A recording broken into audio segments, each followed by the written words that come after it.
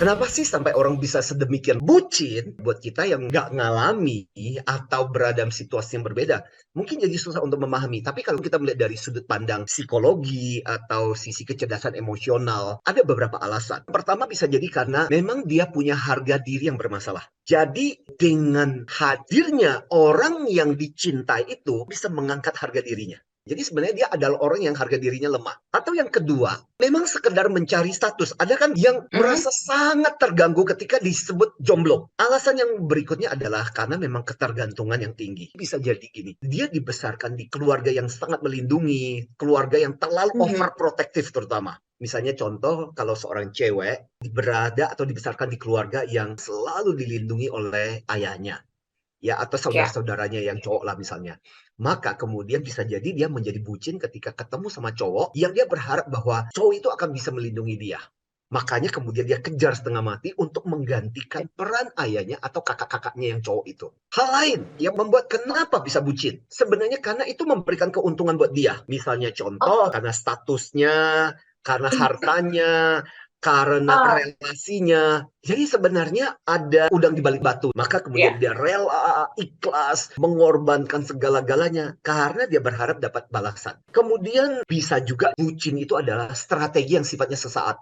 Jadi setelah dia berhasil mendapatkan apa yang diinginkan, kemudian udah selesai. Nah, hal yang lain yang juga jadi catatan sebenarnya adalah banyak dari dirinya yang harus dikorbankan. Dia harus mengorbankan kebiasaannya, harus mengorbankan kesukaannya, hobinya, waktunya, temannya. Seolah-olah buat kita itu kehilangan identitas. Nah, belum lagi gara-gara itu kan kemudian jadi nggak produktif. Nah, belum lagi ditambah moodnya jadi berubah-ubah bergantung kepada kondisi situasi hubungan tersebut. Nah, itu loh Oke. harga yang dibayar ketika orang bucin. Makanya sangat Mhm. penting kemampuan kita untuk mencintai diri. Bukan sesuatu yang buruk. Banyak orang berpikir cinta diri egois. Enggak.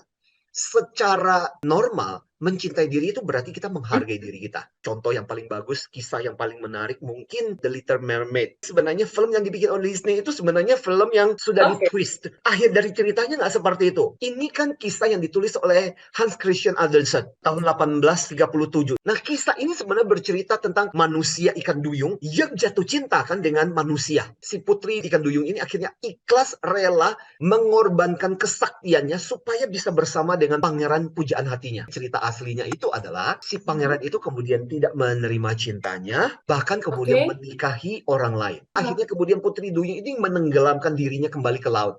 Jadi kisah ini sebenarnya oke. berakhir dengan sangat-sangat tragis. Jadi obrolan kita mungkin kita bisa singkat dengan kata bucin itu sendiri. Yang pertama-tama adalah B, biarkan dan jangan terkesan terlalu butuh banget.